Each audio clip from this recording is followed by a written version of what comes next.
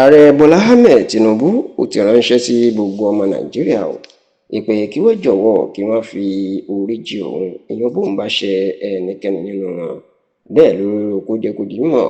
ìpè ní àsìkò pàtàkì tí a tó wà yìí àfi kí gbogbo ọmọ nàìjíríà kí wọ́n ṣe ara wọn lọ́kàn kán sì mú ara wọn lóṣùṣù ọwọ̀, kí wọ́n má ṣe ti ẹlẹ́yàmẹ̀yà kán sì má ṣe bínú síra wọn. kódà ó ní àsìkò ti tó gbogbo ọmọ nàìjíríà tí wọ́n bá ní ìkùnsínú síra wọn, àsìkò tó dára rèé láti parí ìjà, láti yanjú gbogbo ohun tó lè wà láàrin wọn. ǹjẹ́ níbo ni olórí oko nàìjíríà ló ti sọ̀rọ̀ yìí? nínú ilé ìjọba tó wà lábújá, èyí tí wọ́n ń pè ní State House tàbí Aso Rock tàbí Aso Villa, ni bàbá ti sọ̀rọ̀ yìí nínú ọ̀sẹ̀ tí a wà náà yìí. ọjọ́rú tí í ṣe ọjọ́ Wednesday ọjọ́ 18 nínú oṣù kejì ọdún 2026 tí a wà yìí,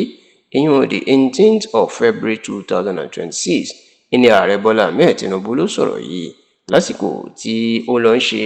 ìṣísọlójú àti ìfilọ́lẹ̀ ààwẹ̀ ramadan wáàsí ààwẹ̀ ramadan ti ọdún yìí tí wọ́n ń pè ní ramadan tasfir, tí ó máa ń wáyé lójoojúmọ́ nínú ilé ìjọba ní àbújá. ẹ rántí pé bí oṣù ramadan tó jẹ́ oṣù kẹsàn-án nínú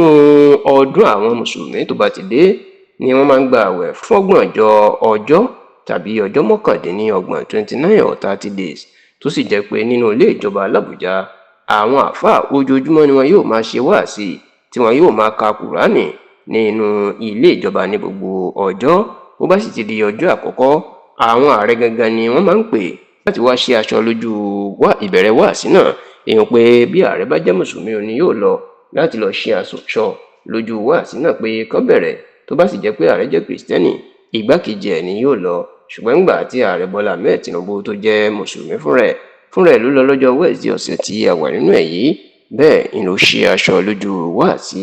ààwẹ̀ ramadan ti ilé ìjọba lọ́dún yìí, ìyún State House Ramadan Tasfir. nígbà tó wá ń sọ̀rọ̀ kó tó kúrò níbẹ̀,